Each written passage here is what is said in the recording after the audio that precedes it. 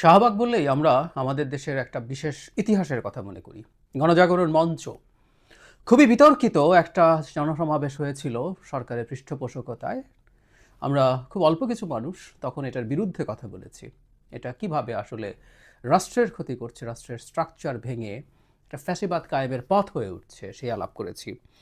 আবার একটা শাহবাগ এভাবে বললি তৈরির চেষ্টা হচ্ছে। এটাও একটা মঞ্চ, ইনকিলাব মঞ্চ। উসমান হাদির মৃত্যুকে কেন্দ্র করে এ ধরনের ঘটনা ঘটানোর এক ধরনের পূর্বাভাস আমরা করতে পারছিলাম। বিশেষ করে জনাব তারেক রহমান দেশে ফিরে আসার পর যেভাবে সম্পূর্ণ মনোযোগ তার দিকে চলে গেছে, দেশের মূলধারার সব মিডিয়া যেভাবে তার আশাকে কাভার করেছে, আমি print and electronic all the medias সবগুলোর কথা বলছি। দেশের এলিট নিউজ পেপারগুলো, এলিট পিপল, সবাই সমাজের সবচেয়ে গুরুত্বপূর্ণ মানুষজন যাদের সোশ্যাল ক্যাপিটাল যথেষ্ট বেশি আছে, সামাজিক মাধ্যমে আমি খেয়াল করছিলাম, তারেক রহমানের ফিরে আসাকে ঘিরে ভীষণ উচ্ছ্বসিত হয়ে উঠেছেন। ফলে শাহবাগে যা হচ্ছে এটা খুবই প্রেডিক্টেবল ছিল। এখন প্রশ্ন হচ্ছে সেই পুরনো আলাপ যে সরকারকে এটার সাথে আছে, সরকারকে এটা ঠেকাতে চেষ্টা করবে। শাহবাগে গতকাল বিকেল থেকে ইনকিলাব মঞ্চ শাহবাগ দখল করেছে, ব্লকেড দিয়েছেন, তারা থাকবেন এরকম বলছেন। আমি দুজনের মন্তব্য একটু পড়ি। ইনকিলাব মঞ্চের সদস্য সচিব আব্দুল্লাহ জাবের বলছেন, যতক্ষণ পর্যন্ত শহীদ হাদি হত্যার পেছনে যারা জড়িত, যারা পরিকল্পনাকারী, হত্যাকারী, তাদের সবাইকে গ্রেপ্তার না করা পর্যন্ত আমরা রাজপথ ছাড়ছি না। আমাদের আর ঘরে ফিরে যাওয়ার সুযোগ নেই। আজকে শাহবাগ অবরোধ করেছি, আগামীকালও করা হবে। সারা বাংলাদেশ থেকে জনতা আসছে। তাদের ফেসবুক পেজে তারা যা স্ট্যাটাস দিয়েছেন সেখানে সবাইকে আহ্বান জানিয়েছেন শাহবাগে যাওয়ার জন্য, মানে আরেকটা শাহবাগ। ওসমান হাদির ভাই শরীফ ওমর বিন হাদি বলছেন, এখানে অত্যন্ত আপত্তিকর কথা আছে, আমি সেই জায়গায় আসছি, আমি মন্তব্যটা পড়ি। সরকারের অবস্থা দেখে বোঝা যায় বিচার নিয়ে তাদের কোনো আগ্রহ নেই। ওসমান হাদির বিচারের দাবি এখন বাংলাদেশের 18 কোটি মানুষের দাবি। আমরা রাজপথে নেমেছি, বিচার না হওয়া পর্যন্ত আমরা ঘরে ফিরব না। আমরা কিন্তু আরও কঠিন কর্মসূচি ঘোষণা করতে বাধ্য হব। রাষ্ট্রের পরিস্থিতি খারাপ হওয়ার আগেই বলে দিতে চাই, আমাদের বাধ্য করবেন না ক্যান্টনমেন্ট বা যমুনা ঘেরাও করতে। আচ্ছা, আমরা ধরে নিলাম প্রধান উপদেষ্টা দেশের চিফ এক্সিকিউটিভ, তো সব দায়িত্ব বা দায়িত্বহীনতা, ব্যর্থতা সব কিছুর দায় তার। সুতরাং যমুনা কেন ঘেরাও করতে হবে আমি মোটামুটি বুঝলাম। ক্যান্টনমেন্ট কেন? সেই পুরনো গল্প, যেখানে যেটা ঘটুক না কেন, আমাদের কেষ্টা বেটা 2-4 জন কেষ্টা আছে, আসিফ নজরুল একজন, জেনারেল ওয়াকার একজন, এটার পেছনেও ওয়াকার এবং ক্যান্টনমেন্টের প্রতি এক ধরনের চাপ এবং হুমকির চেষ্টা। এটা খুবই অ্যালার্মিং সাইন, কারণ এর সাথে কোনোভাবেই সেনাবাহিনী জড়িত না। সরকারের ব্যর্থতা, এটা সরকারের জন্য ডক্টর ইউনূসকে জবাবদিহি করতে হবে, মন্ত্রণালয়কে জবাবদিহি করতে হবে। এর আগেও দেখেছি ওসমান হাদির হত্যাকারীকে কেন্দ্র করে আসিফ নজরুলের পদত্যাগ চাওয়া হয়েছিল। মানে এই ঘটনাগুলো যখন ঘটে, এই আলাপগুলো যখন সামনে আসে, তখন বুঝতে হবে এর ভেতরে অন্য কোনো ঘটনা আছে। এমনিতে এই ধরনের পরিকল্পনা তাদের ছিল, আমি বিশ্বাস করি। হাদির লাশ নিয়ে রাজনীতি হচ্ছে বললে ঠিক হবে না, অপরাজনীতি হচ্ছে। আমি জানি না, অনেকে হয়তো পছন্দ করবেন না, কিন্তু কথাটা বলে ফেলা দরকার। লাশ নিয়ে রাজনীতি হওয়াকে অনেকে খারাপ বলেন, আমি আবার খারাপ বলি না। একটা মানুষ যে কারণে মারা গেছেন সেটাকে ভিত্তি করে রাজনীতি হতে পারে, আমি এটাকে মোটেও নেগেটিভলি দেখি না। আমাদের গুরুত্বপূর্ণ যত ঘটনা ঘটেছে, 52 সালে আমরা আমাদের যে ভাষা আন্দোলনের সময় যেসব মানুষ শহীদ হয়েছেন, 69-এর গণঅভ্যুত্থানে যারা শহীদ হয়েছেন, আমরা তাদের লাশ নিয়ে দুর্দান্ত রাজনীতি হয়েছে, এটাকে আমি খারাপ অর্থে বলছি না, ভালো অর্থে। সেই লাশকে সামনে রেখে শপথ হয়েছে, সংকল্প হয়েছে, স্বৈরাচারী ব্যবস্থা ভাঙা হয়েছে, নূর হোসেনের লাশকে নিয়ে রাজনীতি হয়েছে, ভালো রাজনীতি হয়েছে।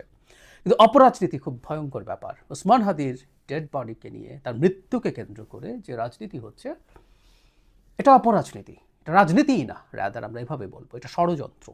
আই রিপিট, এটা ষড়যন্ত্র। কারণ ওসমান হাদি যা করতে গিয়েছিলেন, এইসব করে আসলে সেটাকেই ধ্বংস করার চেষ্টা করা হচ্ছে। আমি ওসমান হাদিকে নিয়ে যখন ভিডিও করেছি তখন বলেছি, তিনি 5 আগস্ট পরবর্তী সময়ে তার মধ্যে কিছু কিছু আচরণকে আমরা ঠিক to some extent anarchist attitude বলতে পারি, কিন্তু পরবর্তীতে তিনি একেবারে আদি অকৃত্রিম গণতন্ত্রের যে বেসিক কথা, নির্বাচনের মাধ্যমে রাষ্ট্র ক্ষমতায় যাওয়া, ঠিক সেখানে গিয়েছিলেন।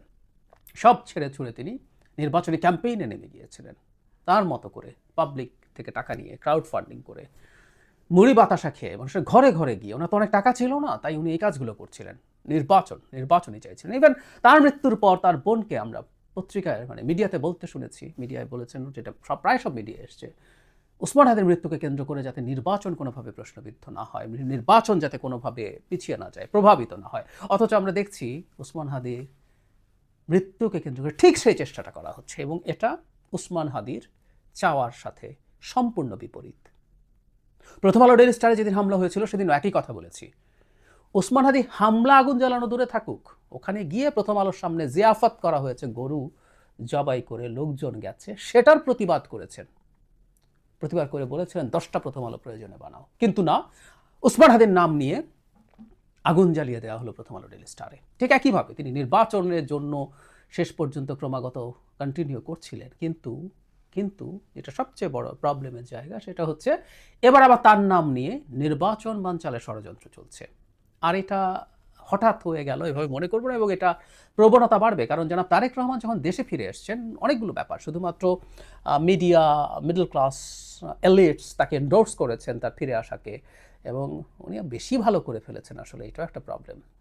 উনি দেশে আসলেন, যেভাবে স্বতঃস্ফূর্তভাবে মানুষ তাকে গ্রহণ করলো, আমি ঠিক জামায়াতের কথা বলছি না, যে অসাধারণ স্টেটসম্যানশিপ প্রমাণ করে এরকম একটা স্পিচ দিলেন, কিছুই আসলে করার ছিল না, ফলে কিছু একটা কেওস তৈরি করা, কিছু মনোযোগ যেন তারেক রহমানের ওপর থেকে সরিয়ে নেওয়ার চেষ্টা, সেই কারণেই এটা গতকাল শুরু হয়ে গেছে। এটা হয়তো আবার পরে কখনো হতে পারতো, এবং এখন এক ধরনের প্রবণতা হচ্ছে এটা কন্টিনিউয়াস করা, আরেকটা গণজাগরণ মঞ্চ।